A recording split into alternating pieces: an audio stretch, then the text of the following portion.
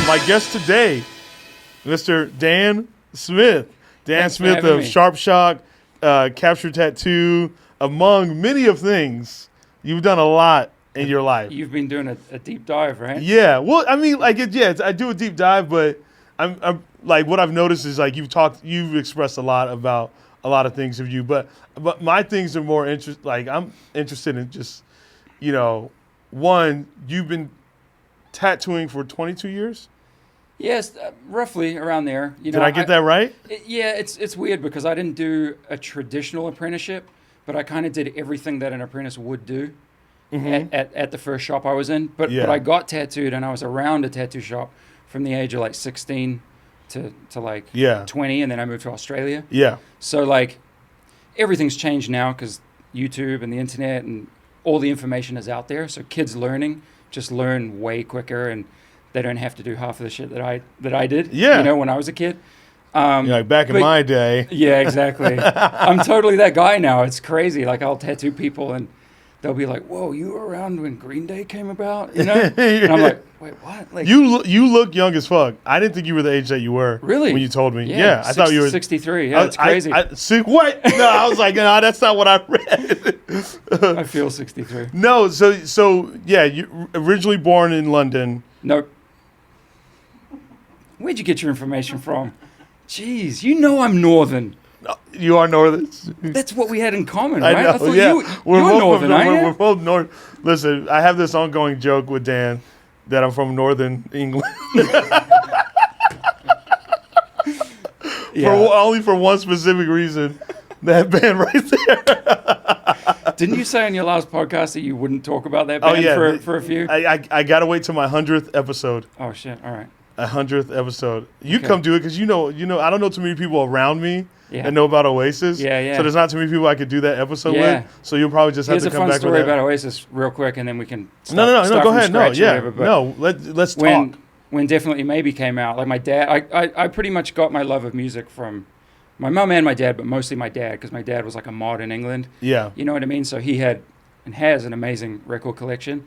So all of my early memories were just kind of like flicking through his records, like being mesmerized by the art and all that stuff. But when Definitely Maybe came out, he took me to the record store and we bought the record, and I remember getting a free t-shirt, and it was just a white shirt with just Oasis on it. But that was sort of like with the normal logo. Just that logo. Yeah. But it was just like such a kind of an amazing time, because it was almost like a resurgence of like British, British music. And obviously like it's kind of ingrained within me, so deeply that like it was kind of this thing where he was like, we have to listen to this. That's what like I try to express to people, like when they like I'm just so fascinated because they were a game changer. Yeah. For British music. Yeah. Because it was at this and this is based off what is explained in documentaries that I've watched, that it was kind of stagnant for a bit. Not saying there weren't great bands, but there wasn't a band that hit the level like Oasis did. Yeah. And within that time, what did they consider like the last band to do to hit that band? What that hit that big was what, the Beatles? I mean, in a way, yeah. I mean, music is like that in general everywhere, right? It's like highs and lows and hills and valleys kind of thing, So they just, I guess it was just the right time, the right sound. Socially, it was kind of the right time where like people just kind of needed something, and generally that's where the anthems come from, right? Is the streets and the people who kind of need it, write it, and it speaks to the right people, and then that just floats it to the top, and that's what happened. One thing I think is interesting that you brought up, like your father, that he big music fan. Yeah. Which is interesting because you could have not been a music fan, even though your father listened to it and it was always played. Yeah, you could have still not been one. Sure. Was there anything specifically, and I like to ask this question to a lot of people, was there anything specifically that made you go, "Oh fuck yes, this is what it is"? Have you ever thought about that? You know what? I think it was just a mixture of everything. It was the music that was backed up by art, right? Like the image that a lot of bands had were all so strong, in England especially, but like whether it's like punk, post-punk, new wave, I mean, all the genres, right, are such strong genres that you can identify straight away. And when you're a kid, you want to gravitate to the things that are maybe like dangerous or intriguing, you know what I mean? And it was just kind of right there. So I guess I just had like a really great like education on music from a very young age of all what I consider the great stuff, you know what I mean? That I didn't really have to like mess around on my own going, is this cool? Is this cool? It was just like, hey, here it is. Get stuck in, you know what I mean? Mm-hmm. And then that just kind of led to me wanting to explore it further. And like he first played me, or he had, Sex Pistols records and Buzzcocks and the Jam and stuff like that. But then as you get older and a little more, you look for the more aggressive stuff. You want more aggressive music, right? So that led me to like American punk and American hardcore, and then that combined with skateboarding and everything that goes along with it artistically was just like, hey, this is me. This is all me. It's like it's all set out for me, and you've just got to walk down the path. You know what I mean? Yeah, because I was curious. When I think about it, when you look at a band, I'll just bring it up just because it's an easy example.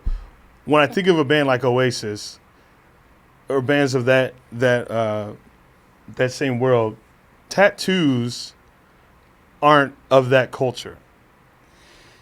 It's not until it starts drifting into a little more aggressive stuff, like the real like street punk and oi and that kind of thing in England. But in the US, it's pretty much everywhere, right? Everywhere. Like you go to I grew up watching music videos of California bands or skate videos from California.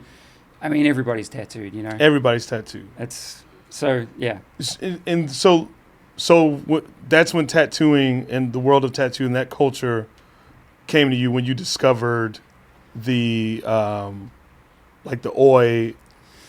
Well, I mean, or how did it? For example, like Dave Vanian from the Damned, he's got an amazing tattoo on his arm, just one.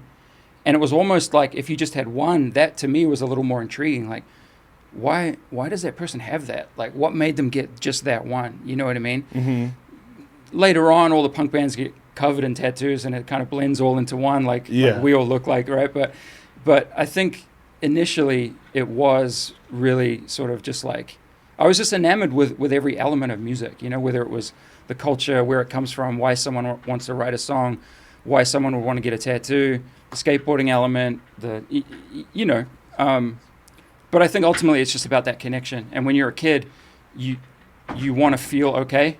You know what I mean? Like you want to know that you have that sort of security or safety, or at least that you're just kind of on the right path. So I just feel really lucky that I feel like I had that from a really young age. And even growing up with some of my other friends that went down the wrong road or, made bad decisions, for some reason it was almost like a co-pilot or something. You know what I mean? Like, just keep at it. Just keep doing it. You stayed locked in with the things that you liked. Yeah. And that was like your main focus. Yeah, and I'm still doing it. I could tell that you could tell that in a person based off how good they are at what they do. Okay. And I think you're really talented. Appreciate it. Among many levels. For real. Yeah. I mean, the first time I ever heard you sing, because you as well as tattooing, you also play in bands. First time I ever heard you sing was one of the greatest shows I've seen. It was H2O in Phoenix, and sorry, Toby's right there. One of the greatest shows. We'll edit it. It's fine. We'll take that part out. One of the greatest shows I've ever seen. H2O in Phoenix. It was the summer. Oh, this recent summer. Yeah. And you sang Matt Skiba's part to H2O's song "What Happened." Yeah. And that was my first time. I didn't know you had that in you. Yeah. And then you got out there, and I was like, "Who is this guy?" I almost didn't. It was so hot that day. Yeah, it was extremely hot. But when I look at that kind of stuff, I go, this person is really locked in, really focused, and they've always been that way. You don't seem like a kind of person that was I'm gonna cause trouble or like I'm gonna just wreak havoc or anything like that of that nature. And but how did you keep that? That's not an easy thing to stay focused on. I mean, I guess, especially because you said your friends did do the things that they did. Well, here's the thing. Like I moved from England to New Zealand, and when I was 7. So like when you move from a small country to an even smaller country, unfortunately, there's a lot of strings attached to living in a small place. Like whether it's a small town here or anywhere. There's that sort of small town desperation in a way where like if you don't know what you want to do, you're gonna stay there forever, basically. Or you either get out or you're stuck there.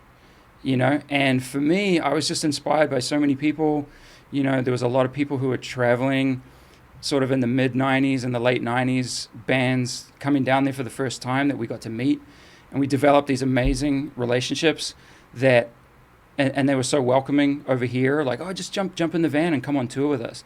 And over there we were in a band and we couldn't play more than 3 shows. That was a tour, And over here you can be on tour for 6 weeks, 2 months. Like, so me and some of my friends, we did that. We visited, we jumped in in vans with some of the bands that we first met, and we saw the whole world. And it was just like the biggest eye-opening experience, So for me, without sounding too cheesy, I'm just super grateful to get those opportunities, you know what I mean? And it seemed, every opportunity I took kind of blended into something else that was just as cool or cooler. So I was just like, man, like, I've always had the feeling like, man, none of this should be happening.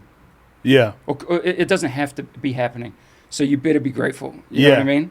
It could easily just go like that. Yeah, I was listening to a story you were telling on Toby's podcast, One Life, One Chance, where you talked about how even Dickies weren't really a thing in New Zealand. And when they came to New Zealand, they were so expensive. So your friends, anytime they got the chance to go to the States, they would get empty Dickies, suitcases. Empty suitcases. Go there with empty suitcases and just load up on clothes. That's fucking amazing. It's crazy, right? Yeah, it's crazy, but it's dope because where I come from in Arizona, originally where I come from in Mesa, there's not much to it. There's not a lot. You kind of just very just stagnant. It doesn't mean it's bad, but it's kind of just this is what it is, and this is all it could be for you. And the thing that did it for me was yours was music. Mine was skate videos. In the skate videos, I would see the skaters skating like in all these places that were in different areas, and I was like, I got it. I know there's more out there. I want to see that. I want to see that. Is that similar to what you felt? It's just exactly the same. All it comes down to is what you're prepared to do to see that. And if you care about it, like you truly care, you'll do it. You'll see it. You know what I mean? It's like when I was watching Gleam in the Cube, old skate, movie with my friends. Never ever thinking that I would even visit California, let alone live here for nearly 20 years. You know what I mean? And then and little things like, they get off at the Catella exit, which is like 10 minutes from my house. You know what I mean? And they go to the Pizza Hut. And I literally drove the tour van like down Catella. There's the Pizza Hut, you know what I mean? Like just cause. And you're sitting there, I know exactly. And it's surreal. I'm lucky I play in a band with 3 other imports, because we all kind of have that same enthusiasm about stuff. Like every time we go to Seattle, it's like, are we really going to go to Kurt Cobain's house again? You know what I mean? We've been 10 times, and it's like, it's almost just because you can, and you should, because that's what life's about. Like, you gotta keep that enthusiasm, else you'll lose it in a second. I was just there recently. Of course, I went again. I've been there so many times, but still, every time I go, and I feel bad for the people that live there, because all these people are just visiting. But you see the memorial bench right there, and you see the house, and you just get excited.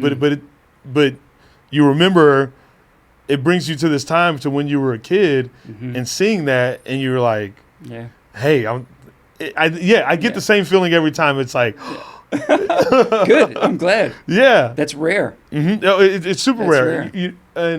But so, because you've done so many jobs as well. I heard about that. You've done countless and countless. You've done literally everything. But the thing I thought was really cool, as you were talking, you didn't have the traditional apprenticeship for tattooing, but you would practice on some of the workers. Was it construction workers? If I'm Oh yeah. correct? So I used to deliver like overalls and rags and towels and stuff to mechanics. Yeah. So I would work all day delivering stuff in this van. And then just from meeting everyone, everybody wants a free tattoo. Like everyone, they don't care what it looks like. Yeah. So I would work all day, and then when I was learning, I would finish work, and I would just, I'd take all my stuff to work, and then just drive to their place And just tattoo them. Yeah. So yeah, I definitely was in some really weird situations when I was doing that. But thinking back now, I'm like, you were out of your mind. But back then, like I said, it's that enthusiasm of just wanting to do it and just doing whatever it takes to do it. I mean, look where that's gotten you. When you think back to the root of it. Yeah. Of you, those weren't your first. Was that your first consistent tattoo work as far as clients would go, or no? Yeah, I mean, yeah, it was. I mean, between them and the punk scene, you know what I mean. I was right where I needed to be. I had a list as long as my arm of people that wanted stuff. Yeah. But for me, I always held tattooing in such a high regard that I wanted to do it right. And luckily, the guys who I hung around from a very young age, who did all my first stuff, like all I wanted to do was impress them. I didn't care about anything else. To me, I wasn't going to move to America. I wasn't going to do anything. I just wanted to get good enough to be able to work with them. And then that led me to Australia. I lived in Australia for 3 years, and that's where I got into my first street shop, where I just worked my fingers to the bone. You know what I mean? So, but even then, I was doing regular stuff, but there was such a huge punk and hardcore scene in Adelaide, Australia, that it was great. It was just always people wanting stuff, and I was looking to the US mainly. I was totally enamored with a bunch of tattooers from over here, and over there there just weren't people doing that stuff. You know what I mean? So thankfully I was able just to be super busy and do everything that I wanted to do, as well as the regular sort of street shop stuff. That's the thing I think is dope, and I don't think many people tend to. I think any artist of any nature, whether it be tattoo work, whether it be musicians, whether it be stand-up comedy, I think a lot of times an artist can forget that feeling of just wanting to be better, even though they've grown a lot. Yeah. And that's one thing I think is interesting to hear you say is that I'm always trying to be better. Yeah. Even though I mean, you have your own tattoo shop, you have a lot of things. Yeah. But at the same time, to just sit there and say, I still want to be better. Yeah. Oh, that's hugely important to me. I don't know where it comes from really, but I think just being intrigued with every element of tattooing. I did that TV show LA Ink for a while, and on the show I kind of got labeled as the traditional guy. You know what I mean? Which is obviously Americana, traditional bold lines, bold color, and that's my true love. I love doing that and still do it a lot. But I think of all the tattoos I was doing on that show, there was a lot of different stuff, a lot of lettering, a lot of fine line stuff, and so it's really interesting. And even, that was pushing 10 years ago, but I started doing these little shoes, just 1 to 2 inch. I think I sent you some, Casey, of the shoes that he does, and that was just actually Toby got the first one. You know what I mean?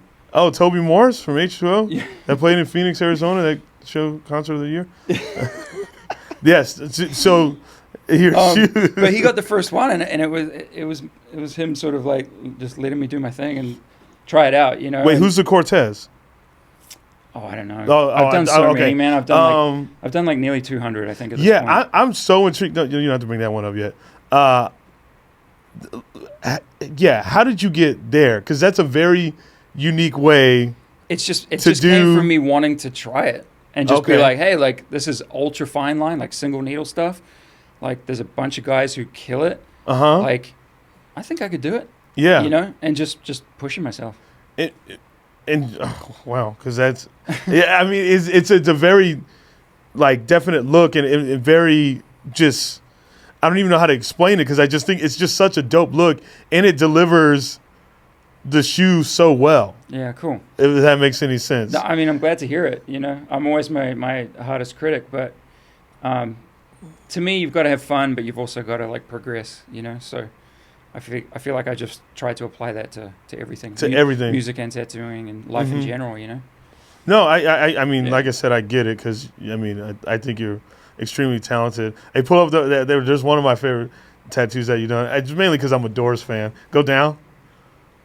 That one. Oh yeah. That one right there. The Simpsons one. The Does.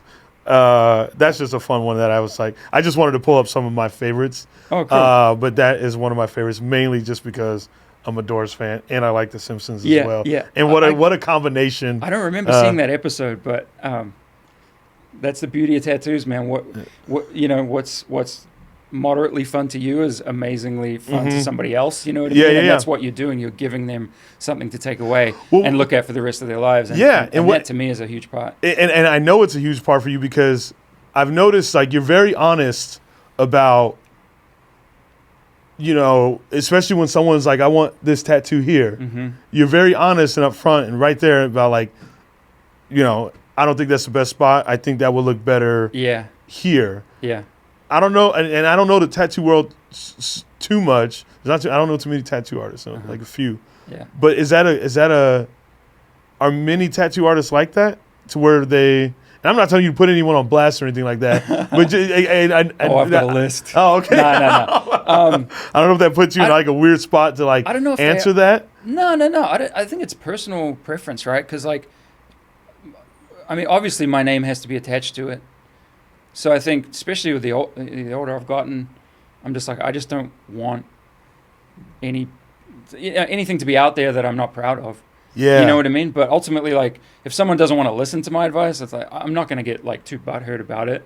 You know what I mean? Like, there's plenty of times that people are like, no, I think I really want it, like, here. You know? And you're like, all right, it's not going to look good, but I'll do it. Like, yeah. Okay. And they'll commit to it. Like, I'm in the service industry as well, you know? I'm not like on a pedestal. I'm just like a regular dude. And you're just trying to help as best as you can. You're not trying to... Yeah. You want to deliver the best work. Right. Yeah. Because I always think back to when you look at some people's tattoos, like when I think about that girl that got, I think, Drake's name on her forehead. And it's like someone actually, like an artist was straight up like, okay, I'll do it. Yeah. Like... That to me makes, and I don't know if that like, because you're a tattoo artist. Here it is right here, homegirl right there. I know. Was that a money grab? I don't know because it wouldn't have taken that long. I don't think it would have cost that much. But yeah, I mean everyone's different, right? There's people who are just like, you pick it, I stick it, kind of stuff, and that's cool. There's a place for it.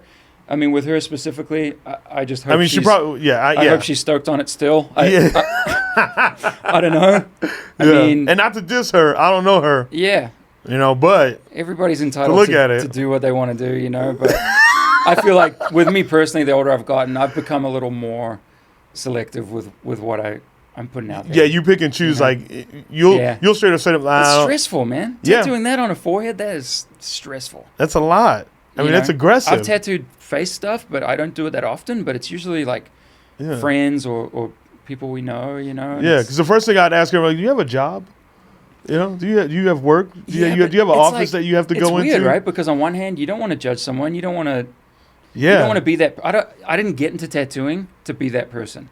True. You know, I got into tattooing to stay away from, You know, let's stay away from normal people. You know what I mean? I thought that's where I was going. And then I end up on a TV show that the whole world knows. And the little old lady in the supermarket's grabbing my arm saying, oh, it's beautiful. And I'm like, wow, this sure took a turn. You know what I mean?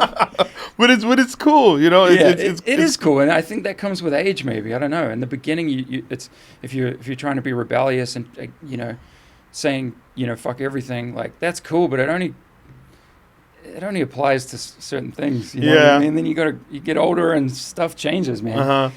So yeah, I've got a conscience when it comes to facial tattoos for sure. Oh yeah, you haven't done many. I've done a bunch, but just picky. Yeah, just picky. And that's a good place to be in. Yeah. You can be picky. If someone can do a tattoo better than me, I'll suggest them all day. Really? You know what I mean? Yeah, totally. Is that pretty common for artists to do? Or do some artists have the ego? Maybe wouldn't say it's common. Oh, really? Yeah. Hey, if I couldn't do letters, I'd be like, hey, this person's really good at letters. Right. Yeah. I like sharing the love, man, to be honest, I like other people knowing that I think they're a great tattooer. Yeah. And if they are, I'll say that. I'll tell them. Easy. You know what I mean? Like that's what it's about. But I think that comes from the more sort of like, community sort of like ethics or whatever from punk. You know what I mean? Like not everyone sort of has that or cares about it, Yeah. It can be kind of a cutthroat industry, but it's probably the same with comedy, right? I mean, especially in LA, someone's gonna step on your head as quick as they can to get over you, if you let it. No, I mean that is true, yeah. But also like just like you said, I don't mind giving credit where credit's due. Yeah. Like, they're better. You might want this person to close out the show instead of or whatever. It makes it, but sometimes with comedy, it doesn't necessarily happen that way. Because I've had to follow some big dogs. Yeah. Like I had to follow Bill Burr. Really? Yeah. I love Bill Burr. I know. It was amazing. Was it amazing or were you petrified? I was petrified. Yeah. Damn it, I didn't know the lyrics. I was going to try to finish it. First I was afraid. I was petrified. Yeah, I got you. I know. I tried to do it. I'm sorry. That's all right. Damn it, that joke failed. You going to edit that out? Nope. All right, we'll keep it. Put the video at the bottom or something, a little heads up. You going to keep that one, Casey? Yeah. All right, fair enough. Keep that one. I literally was like, but no, I had to follow him. Yeah, so comedy, it's a little different because he wanted to go up early, and the lineup that I was on, it was some big dogs. It was Joe Rogan, Bill Burr, Tony Hinchcliffe, and me and one of my homies, Derek Poston. So it was a beast of a lineup, But that feeling that you got after you finished, amazing, right? Oh yeah, the greatest. It was pretty funny because I remember getting off stage after just doing my thing, and I kind of just was like, went up there. I was like, just be Shapel Lacey, just be Shapel Lacey. Yep. And I remember I got off stage and I'm outside waiting for my Uber to come get me, and the show just had got over, and there's people were walking out. These dudes run right up to me. They're like, yo, you did your fucking thing. Nice. They're like, you followed a fucking goat and you did your thing. And then, like, I immediately had to get out of there. I had to, like, after that, it was just like, okay. You know the most beautiful thing about that, though? That is yours and yours only, right? Yep. That's yours. Like, you made it happen. You did it. You can think about it forever. And it's because you stepped up and took that opportunity. And I just feel like that's what life's about. Yeah. Is stepping up, because you're given that opportunity, no one else. And every other fucking person will have something to say about your opportunities, but ultimately you're getting asked to do something. Yeah, it's my opportunity. To me, I think of growing up in the smallest town in West Auckland in New Zealand, going like, dude, you're from here. Like, you have to take this opportunity. You know what I mean? Like, I'm not the kind of person to, like, say no and then wonder what it would have been like my whole life, or I'll sit this one out. You know what I mean? It's just like, do it.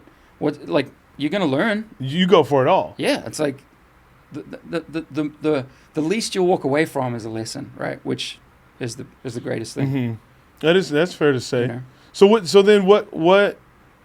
This is a funny question. What came first, the chicken or the egg? What came first, tattooing or being in the band? or was it being kind of being in a band? So being in a band first. Yeah. So I got a guitar when I was about 10.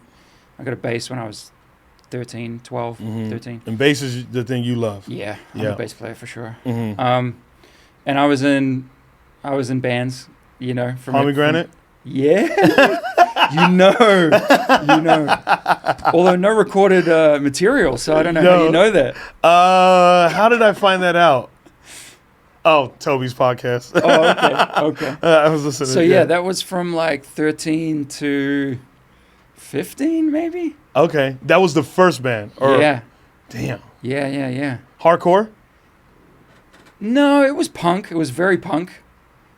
It was like, you know, chain and padlocks kind of stuff. Yeah. You know, just doing it so poorly, but like, But it was fun. Like we thought we were the Sex Pistols. Yeah. You know. Did you have that attitude too? The Johnny Rotten attitude? No, I never had that attitude. Oh, okay. I always thought that attitude kind of sucked, to be honest. Yeah. I kind of lean more towards like the Damned and bands like, you know, the Jam. A little more like they have that urgency and the aggression, Cox. But it's not as like we're trying to shock you. Even though Sex Pistols are amazing. Amazing band. Yes, amazing. Yeah. But yeah, no, that makes sense. So you went from Pomegranate to, gosh, you've done quite a bit. Hold on, let me try to guess. To D.S.M. That's right. Ah! That's right. And that was like, D.S.M. was amazing. It was the glory days of New Zealand. And, it was three friends in high school. Is there anything recorded out there? Yeah, we have a record on Spotify. Really? Yeah. What's it stand for again? Because I heard how the name came about. So originally we were young, man. We were like 15 or 16, and we were in high school doing photography. And a good friend of mine, Richie Hardcore, who's doing some amazing stuff in New Zealand right now, we told him that we wanted to start a band. And he just couldn't believe it. He was like, "What, you guys? Okay." Like no one our age was playing music. You know what I mean? And so, and he was like, "Okay, what are you going to be called? Dexter, Schneider, and Mo?" Because it was three of us, you know? And we're like, "Yeah." And it was just like, we didn't know how to pick a name. So we just did that. And then we grew up, you know what I mean? Like I was in that band from 16 to 20, and that was 21. That was the same level of like just punk. It was more hardcore. We were obsessed with like New York hardcore. Still am. But, shout out to New York hardcore. Yeah, man. I'm obsessed too. That's in New York? I'm the first African American to ever sing Freddie Madball's part on Guilty by Association. And it's fully documented documented right there. Wow. The picture hanging above. Can you believe this? Can you believe that, Toby? Toby's in the audience right now. Yeah. I'm just thankful it was documented. Yeah, I know. Because if it wasn't, then imagine if someone else stepped up and took that crown. When people look at like Black History Month, they'll know what the fuck happened there. Amazing. Oh my god. Today's shirt's great. Oh. Thank you. I bought that on site. Anyways. Oh man. But no, we did a whole lot of growing up in that band, you know.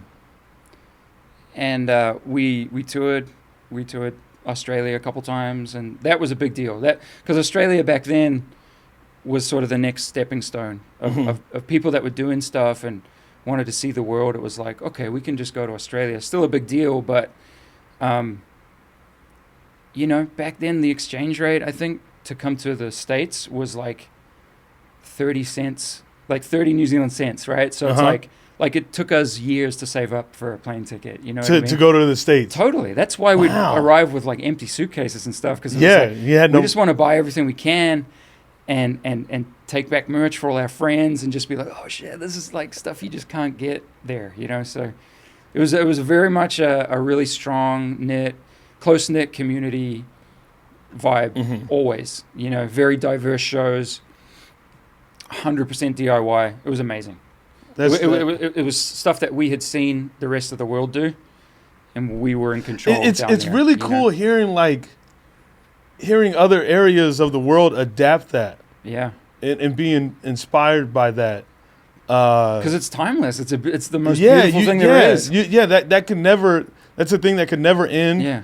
And it's always something that could keep one, authentic and keep the authenticity. Inspiring someone to create something where they don't have to rely on anyone is the most beautiful thing. Yes.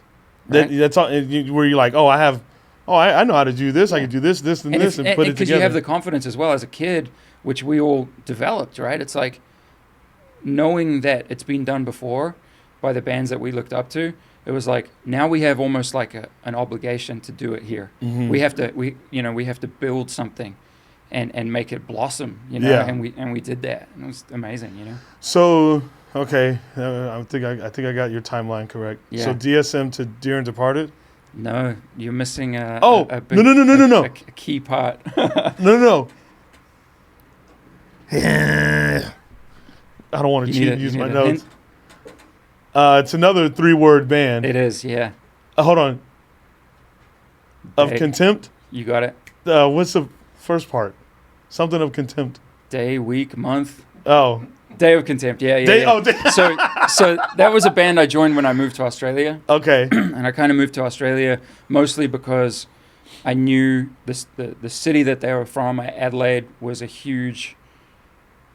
had a huge hardcore scene. It was super healthy, but there were a ton of kids that wanted to get tattooed that didn't have anyone to go to, because back then it was just biker shops, and a lot of the hardcore kids and scene and stuff didn't really feel that comfortable going into those shops.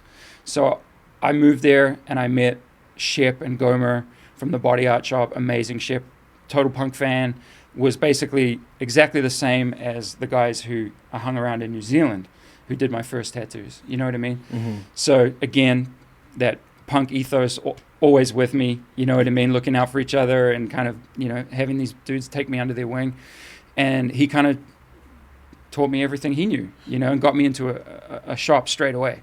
Wow. So finally I was legit. I mean, I remember visiting the States for the first time in 2001, and I stayed in New York, went to Boston, went up to Albany, EVR Records, like everything, and then went back, and I was like, all right, cool. I met some serious tattooed, dudes who I was a big fan of, and I'm like, okay, I gotta do whatever it takes. Damn. And then like the week after I got back, I got into a shop.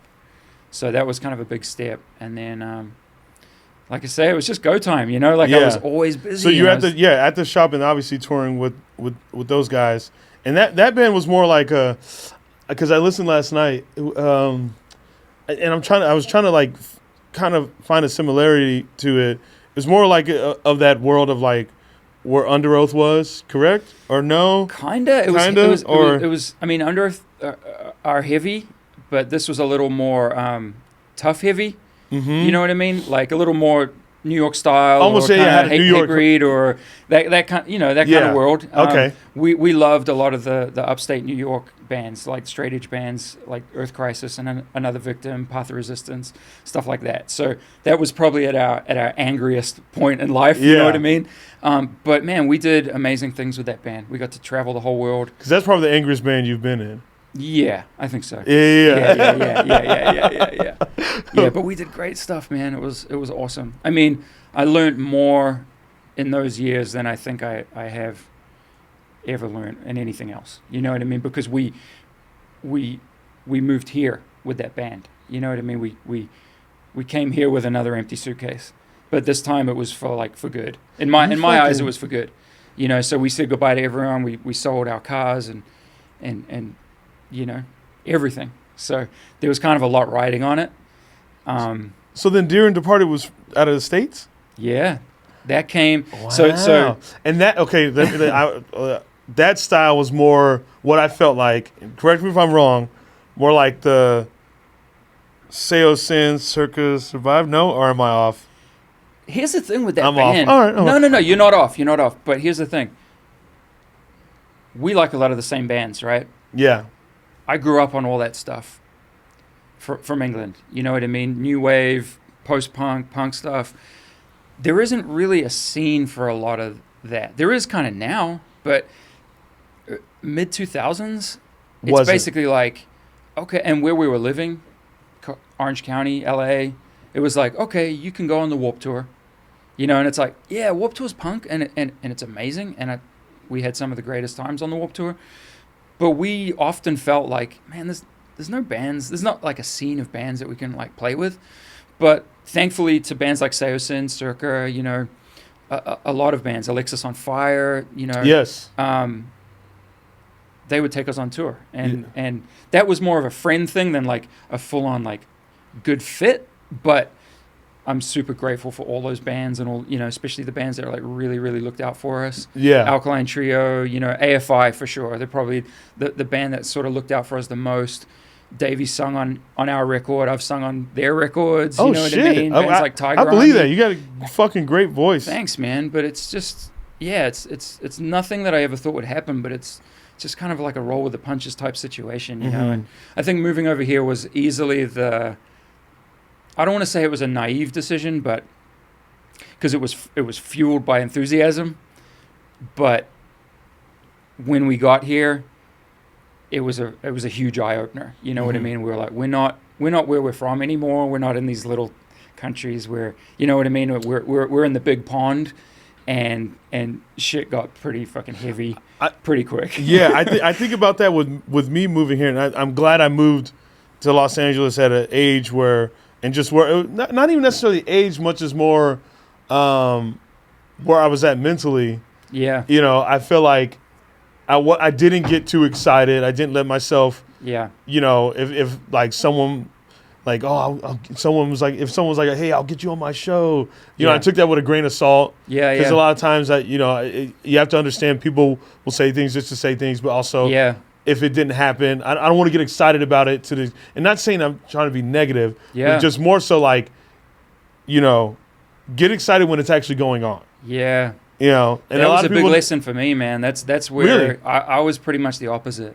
Because I come from a place, and especially come from a place, but come from a friend group, or I don't know, even, you know, I think the reason why we sort of leaned a lot more towards like the East Coast sort of sensibility was like it was very similar with New Zealand and England. Like you sort of like there's a connection. You keep your word. If you're going to say something, you do it.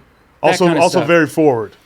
Very forward, but just direct and just straight up. You know what I mean? And then we sort of moved to LA, and it was a little like, oh, what's this dude about? Like, is he real? Like, what? You know? So when we were getting some of those opportunities, I think because of the scale of the move, and we all kind of dealt with it in different ways, little things meant a lot to us. And if they fell through, I would be pretty disappointed. Yeah. You know what I mean? And I'd be like, but that guy said that. You know what I mean? Like, so there was a lot of growing up and a lot of like just figuring out how it really is. And how old were you around that time? So I moved when I was 24. Oh, okay. I mean, and I know, like, that's a young age. That's still, like, 24. It's like, young. When I think about me at 24, it's. I mean, there's just certain things that, you know, most 24-year-olds have not learned yet. There's certain things, and you kind of got to learn that at that age. So honestly, you were, you know, at the right moment. You were where you should have been, and you were learning what you were supposed to be learning. Yeah. It's how I think of that. Yeah, I wouldn't change any of it. I just wish. Well, yeah, I wouldn't change any of it, but we did learn a lot. You know what I mean? Yeah. And it took a toll. It took a toll on everyone in the band, different ways. Yeah. You know, and it wasn't positive, and that's what I get bummed on. It just dissolved. Yeah. You know, it dissolved for a bunch of different reasons. So when did your Shop Captured come into place? All right, so we're coming up to our 9th birthday. So, wow, congrats! Thanks. It's crazy. It's crazy to think, but so sort of between bands, Day of Contempt was busy. It was falling apart. I knew I still wanted to do music, and it was with a lot of the other members in that band.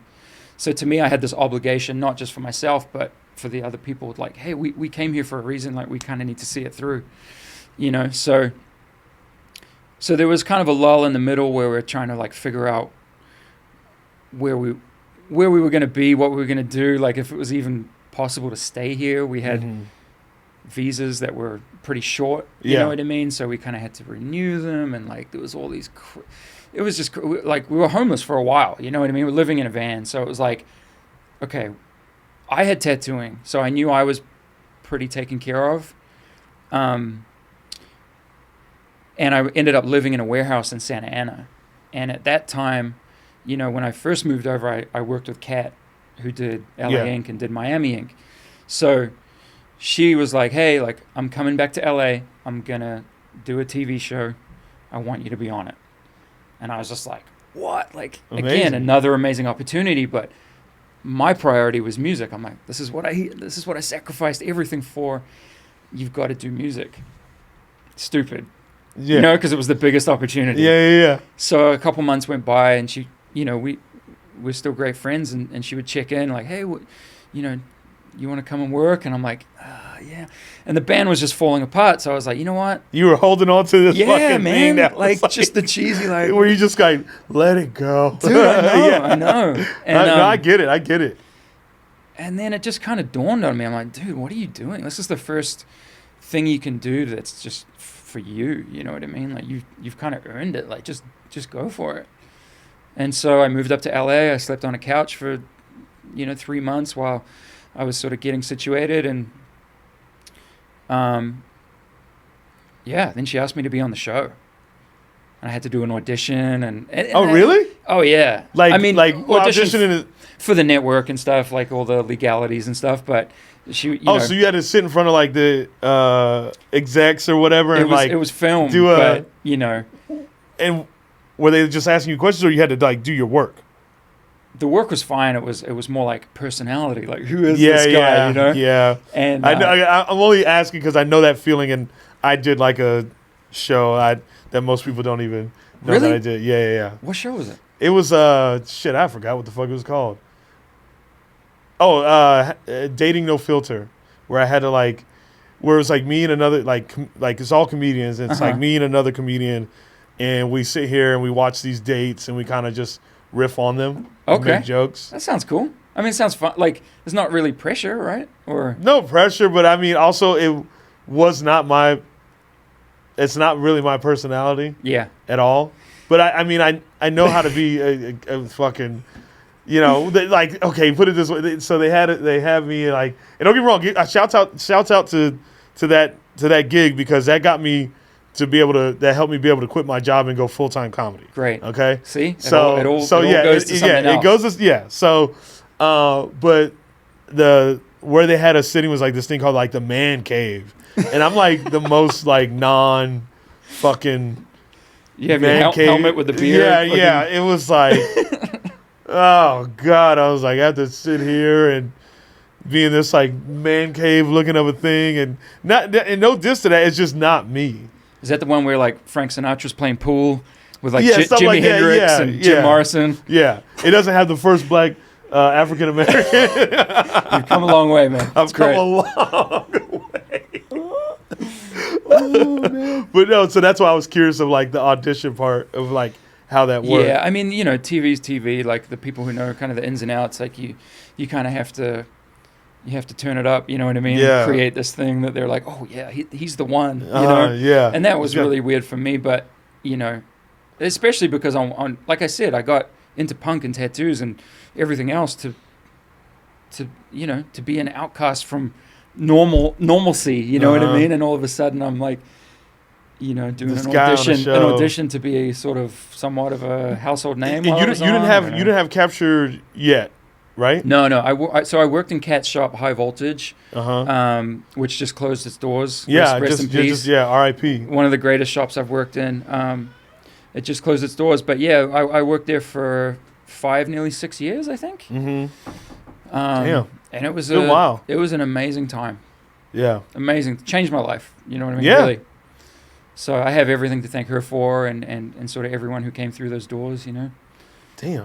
And then fucking Capture came along, and you're doing your thing. It just happened like which is a beautiful shop. Thanks, man. Beautiful shop. It's a dope environment. Yeah. Because I just wanted to do it my way, And I think anyone who owns a shop understands that feeling. It's like this. Like you wanted to do it your way. Yep. You know what I mean? You've Spell's done World. Huh? Yeah. yeah, your way. So you know, it was I don't know, it just when it happened, I knew it was right, and even though it was kind of daunting, I just kind of went with it. You know, and my wife Scully, I was married. I forget how long I was married, like when we moved, but I've been married 13 years now, and so anytime we would visit Orange County, you know, she's from a sort of a smaller beach town in Florida, so she'd be like, "Oh, it's so cool down here," like, or not as heavy and LA's heavy. It's crazy now, especially, but you know, you just certain times in your life you want different things, so it seemed like it was a great move, and you're still able to accomplish all that you want to accomplish. I mean, yeah, I love going in and getting work done on you. Yeah, it's cool. Work it's always done fun. by you, you know, like, and I don't handle tattoos well. Really? I pulled up some pictures. This is my Look favorite. Look at that one. That's the greatest. That's my favorite one. That's Dan. That's me at Dan's shop doing a tattoo on my chest. I'm like totally unaware right there. Like, I know. Yeah, I know. He has no clue. It is just sitting there. And I'm just like, oh. The funny thing was, that one took 15 minutes maybe? I think it was less than that, to be honest. And you were like that for the whole 15 minutes? I was like that the whole fucking time. I don't handle them. Well, there's one I was getting. That's me getting the OLOC tattoo. It doesn't matter where they are. They just bring those same faces, huh? Fucking hurts. How do you make it not hurt? Why? Go to a different one. That's me smiling. That was my boy Leo. Go. That one. Go back. That one. So you're like this with everyone? Yeah. That's Aaron. That's Aaron Coleman at Immaculate. Yeah, I love Aaron. And Mesa. Awesome. Shout out to Aaron. Immaculate. And then go to another one. That one. That was the first tattoo you ever did on me. Was the PMA on my finger. Now that fucking tattoo. 1 minute. 1 minute and fucking the worst pain in my fucking life. Everyone's like, you can't handle your finger. No, I can't handle my damn finger. This shit hurts. Listen, I'm not touching my hands ever again. That was someone out there has got to get your face tattooed. One of those faces. One of those faces? They're too good. I think it'll happen. I don't know. Yeah, that was funny. That shit hurt, dude. And I was being extra quiet. So we're gonna do one today, though, right? Yes. So that's the thing. The hell are you gonna do? That's the thing. I kind of want to surprise people, but it's funny because you're always like, Shapel, you have so many letters, and of course it's a letter tattoo. I have a lot of letters. You're like the yellow pages of tattoo. Yeah. You know what? These fucking British guys, they always find room for humor anywhere. You got to make room. Yeah, you got to make room. Like, I don't know where the fuck, how did that come about that the whole British culture just understands? Oh, humor here. I think it was a certain school of comedians that we all grew up on. Okay, you know what I mean? It was like, hey, I've told you about a few of them. Yeah, you listed on a few. I know Alan Partridge is one of them. Okay, yeah, Steve Coogan. There's Ben Elton, who wrote The Young Ones. Alexi Sale, he was on there as well. Yeah. You know, obviously Harry Enfield was another one. I got to look all these obviously up. Little Britain, Matt Lucas, David Williams. You know. You just understand humor. Fawlty Towers, John Cleese. Yeah. And it's so fucking. The thing, Casey, about the humor is just so dry. So dry, but quick. It's quick and direct. You know, it's just almost like you're whipping a towel. It's where it's that's and then it just comes right back, and then but it makes such a big fucking imprint. Is what it does. That's what the fuck it does. That's good, man. So yeah, we are doing a tattoo today because, like I said, I love Dan's work, and I'm doing it in a spot that I don't know how I'm gonna do. Listen, you see how I did with my fucking finger. Still hands down. Listen, after all the tattoos I've gotten post that finger tattoo, still hands down finger tat. Well, holds the throne. I bought the numbing cream. Oh, you did? Today. You did? We can edit that, right? See? You see what I mean, Casey? It's like they whip it and just fucking... I'm not using numbing cream. Who would use that? Who would fucking use numbing cream? Do a lot of people ask for it? Yeah. And really? I never use it. Oh, you never use it? You're like, nah. Nah. Have you used it on yourself? Here and there. Really? Yeah, over the years. Yeah, here and there. On certain spots? It depends. Yeah, on certain spots. Like for big stuff, back pieces. You kind of need it. It helps. It helps one sometimes. of my favorite back pieces, I think I sent Casey that. There's that one. That is magical. Yeah. Dude, so I don't know how that, like, I don't understand that process. That's a big, because all the tattoos I get are like, you try to keep them under like the 12-minute mark. Yeah. Right. Yeah. So that was like, I don't know, 25 minutes. No, I'm just kidding. Oh, I was like, what? So that's like, I mean, that's kind of simple, but that's probably like 30 hours in it, what do you start first? Do you start at a certain spot and just build around it? I don't know how it usually this shit works. Kind of depends on the client. Like you try to get as much done as possible, really, with the outline. Different pieces call for different methods of attack, but that one we did the whole outline in one, and then you did the whole outline in one. Yeah. People do that. Yeah, man. For what? For what? So it doesn't take them their lifetime? Oh, true. Yeah, that'll take me 2 years. Yeah, exactly. I'd have that. Like, if I got that done, it'd be 2 years, and I'd be A-okay. Because I mean, and the outline's the worst part. Is that what most people say? Oh, it depends, man. Everyone's different, but like down by the kidneys and lower back and stuff. And if it goes all the way down, like butt cheeks and below the butt, that's a pretty tough spot. But it's mind over matter, man. It's the same as everything else. It's just easy to say mind over matter. It is. You do, if you can meditate, a lot of those practices come in really, really handy when you're getting significantly sized tattoos like that. So maybe I just need to calm down my energy. Yeah, bring it down a notch, dude. Bring it down. I think you know what it is? It probably doesn't even hurt as bad as my mind just making it to be. Do you do any kind of meditation or just journal, breath work or anything? No, I should have journaled about getting a fucking tattoo today, huh? Could have done that. You got to try the breath work, man. Okay, I'll do the breath work. Shout out Lucas Mack, my boy from New Zealand, who he's been helping Travis and stuff, and he got him back flying again, because Travis wasn't flying. Oh, he helped him out with that. Yeah. I've done like 3 sessions with him. It's been kind of life changing, to be honest. So. Before tattoo. Whoa! Soundbite. Okay, before the tattoo. Wait. Okay, can we wait? Just give me a second. Before the tattoo. So at the end of every episode, I like to do a playlist. It's basically a soundtrack to the episode. I like to do it with every guest. I always do this at the end, and it's just a list of songs. We'll go back and forth. We do. I mean, what did me and Stevie Weeby do last time? Like 15 songs. Mm-hmm. So I'll name one, you go one or whatever, name two or whatever, and it kind of just like I like to create a soundtrack for the episode, because I remember when I used to watch Dawson's Creek at the end of every. You watch that? Something funny over there? Yeah. So when I used to watch Dawson's Creek, at the end of every episode, they would tell you the songs that they played throughout the episode at the end. And so that's what I want to, Great idea. So I'll go first. I'll do Sex Pistols, Holiday in the Sun.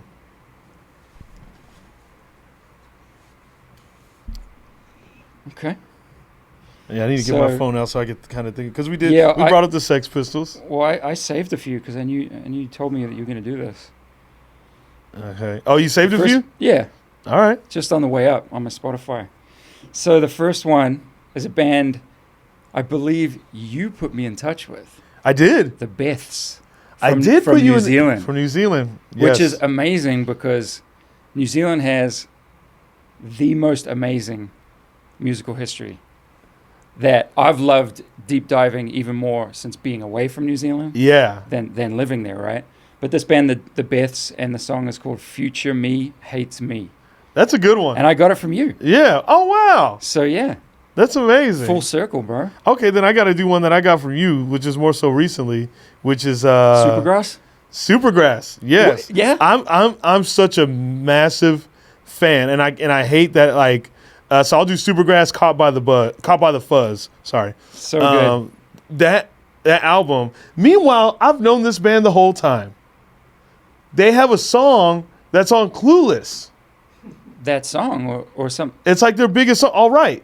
Oh, of course.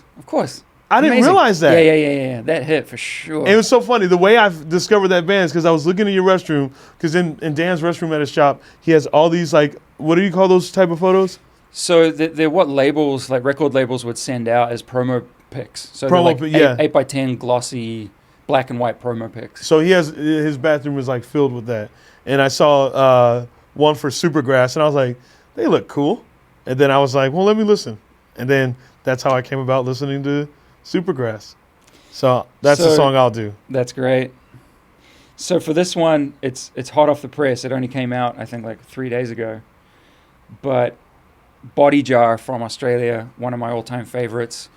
My band got to do a split 7-inch with them about 6 months ago, maybe. Mm-hmm.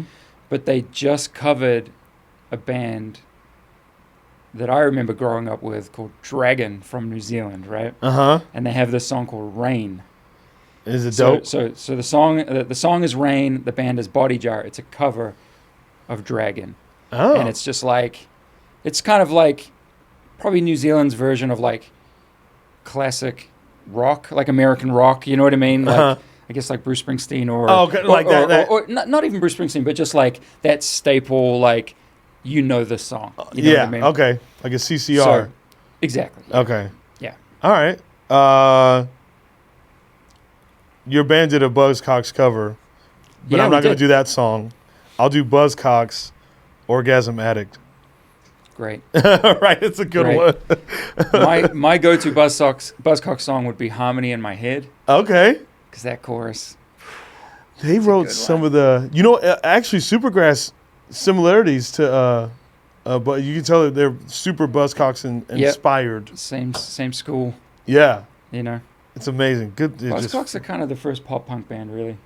When you really think about it, yeah. If you had to narrow it down, yeah. You know? All right, you go ahead. There's a band that aren't together anymore. They're from Australia called Royal Headache. Okay. I don't know if you heard of them. Their last record's amazing. I listen to it in the shop all the time. The song's called Another World. Great band. Oh, okay. I can't wait to listen to this. This looks like another one I would skate to playlist. I said that about the last one. I'll do a band out of Australia. Okay. They weren't like, I don't know how massive they got, but they made it over to where I think I was how old was I? I had to be like 18 years old, and I was at a record store that I used to go to all the time back home called Eastside Records. Mm-hmm. Shout out to Eastside Records. Mm. And this band was playing. So they're called Eddy Current Suppression Ring. Whoa. Hold on. I'm totally unaware. I think you're spelling it Eddy Current. So it's EDDY. Totally unaware of that. Current Suppression Ring. Current is ENT. And the song is called Which Way to Go.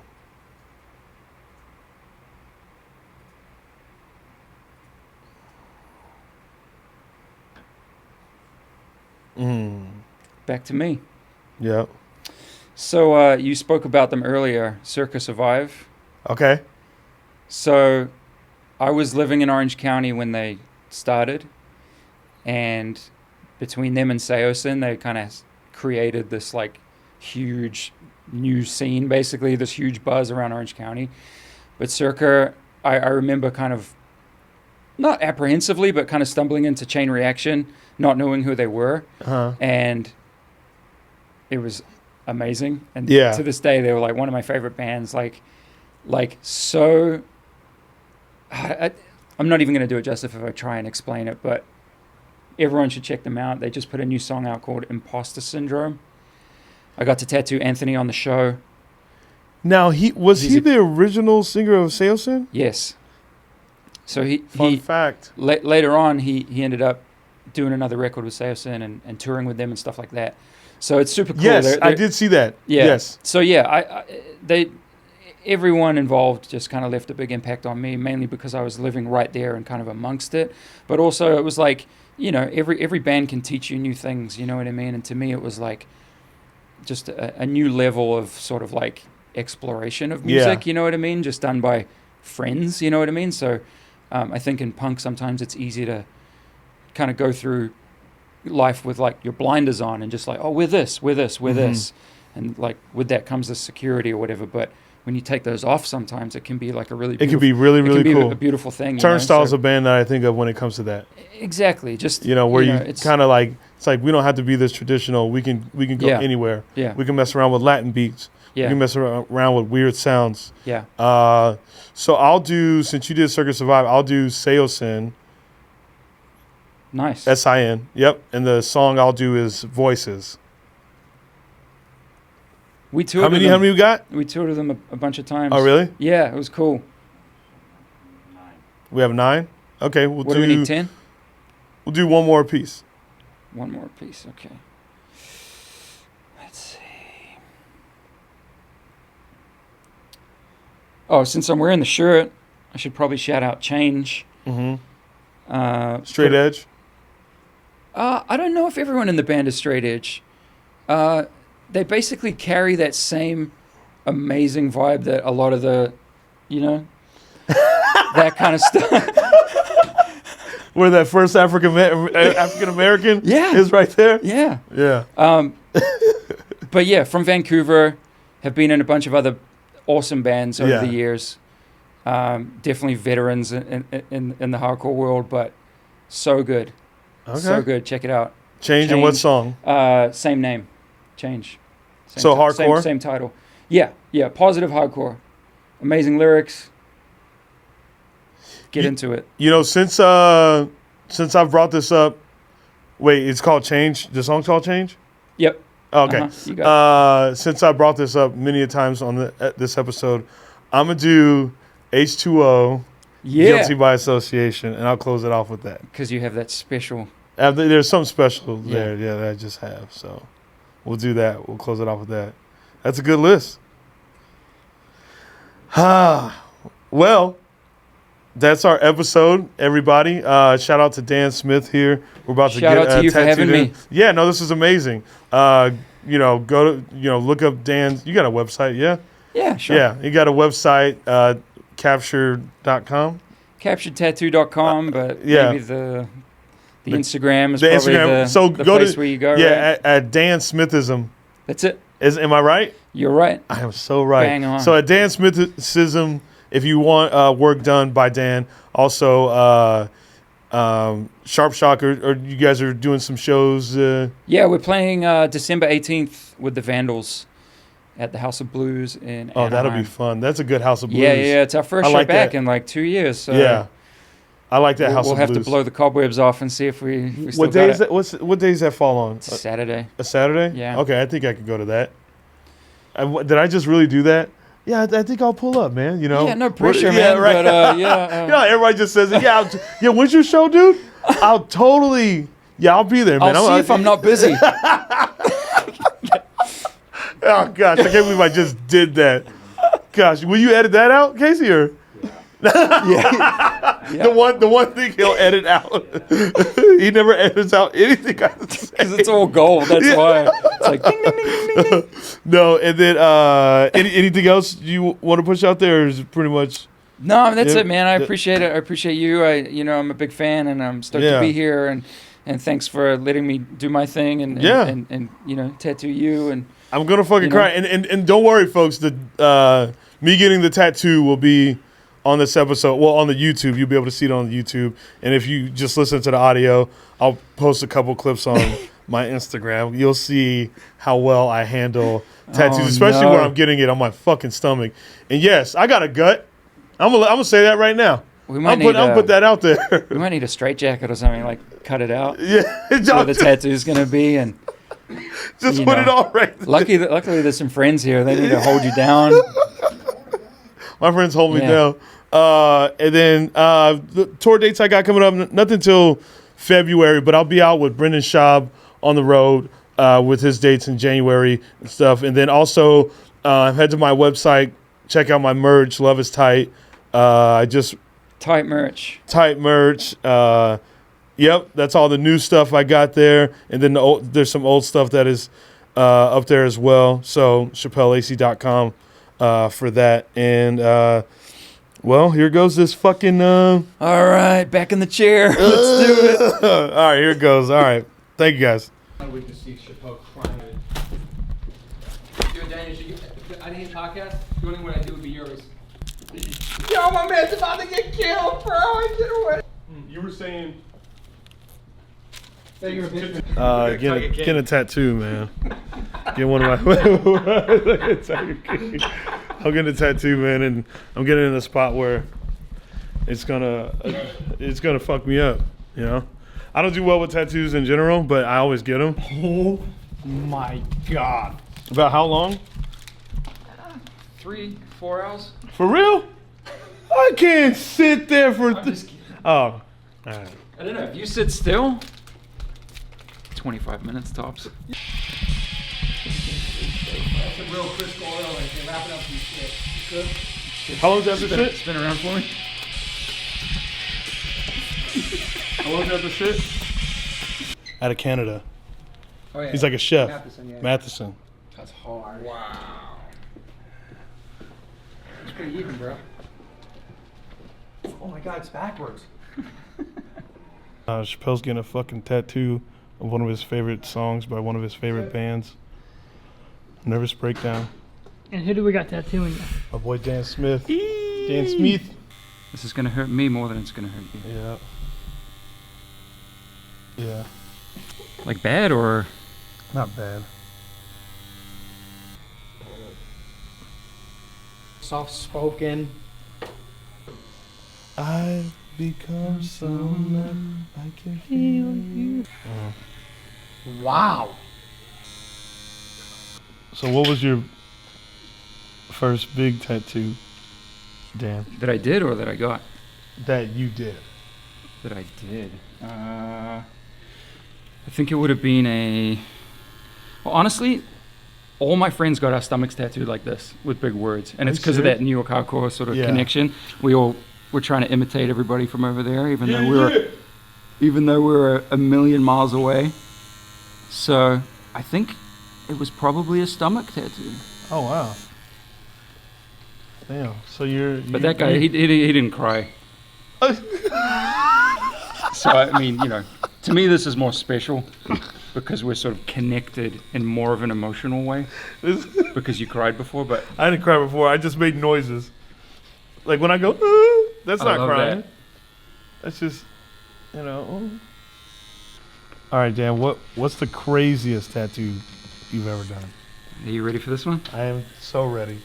I got a lot of time. So I got asked by a guy who had no tattoos to do a tuxedo jacket, like blazer, on his taint. First tattoo, only tattoo, because he wanted to always be dressed for the occasion. Is this fucking real life? It's real life, man. I pretty much said yes, just so I would have an answer to that question. You know what I mean? Because that's something that everybody says. Like, what's your craziest tattoo have you done? You know? And that like tops it. Like no one's ever gotten anything like that fucking wild. Right. So he rented a hotel room in Hollywood, and he was on like the coffee table, like spread eagle. No. Kind of winking at me, you know? And I was like, well, it's a dirty job, but someone's got to do it. It didn't take long. So would you wear a mask? I should have. Oh, God. Maybe that's where COVID started. I'm not sure. Oh, God. I'm glad I asked you to do my stomach and not my fucking taint. Well, we'll work up to it, you know? Toby's been straight edge his whole life. And Dan, you as well?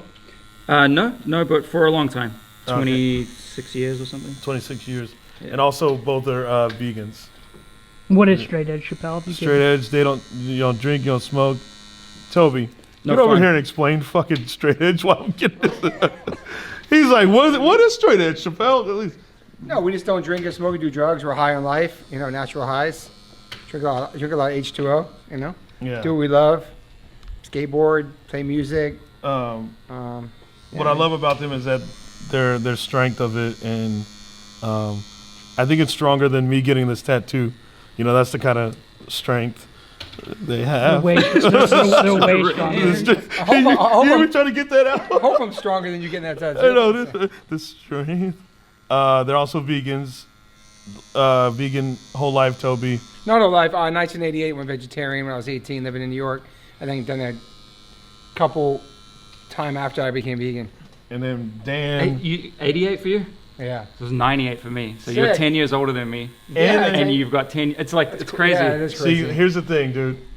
I love this fucking crew because it's such positive, you know, just positive guys. I feel your pain. I can't wait to talk to you about this in the car on the way home. I feel all the moments where you wanted to break down. Dinosaur Jr. I feel your pain. And then I feel nothing. I have a question for you, Shapel. Obviously, there's cream on there, so we don't really know the truth in the future. But is this worse than you thought it would be, or is it pretty mellow? The stomach is pretty fucking tough. Still hands down the finger. Really, compared to this? That's crazy. Wow. Bro, that finger was on my fucking bone. Yeah. But this, I'm sure the cream's up. Does it feel like? Is it horrifying? I feel it. You know. Yeah. It's a fucking tattoo. Well, way less than you thought mentally. I thought it'd be worse than the. Depends where he goes. You spoke too soon. It depends on where he goes. I thought it'd be worse than the. Right here is rough, like by the belly button area, like right here, like just down here. It sucks. Yeah, that's where he's going right now, isn't he? I see you. Has someone like ever like made you stop halfway through your like process, like of giving them a tattoo and just never come back for it to be finished, or what? Other than Toby Morse, no one has. No, he's not. Chill, bro. Toby don't get. You get through all my tattoos, man. And there's one person I love.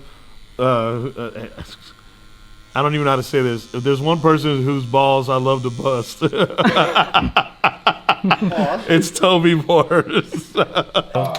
What do they say? Beauty is pain, or pain is beauty? What the fuck?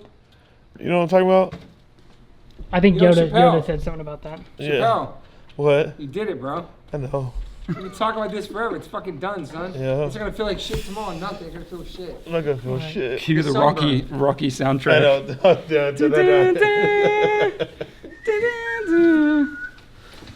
Oh my god. All right, man, we're all done. Let me know if Actually, you. it looks 3D, man. Let me know if you want to keep it.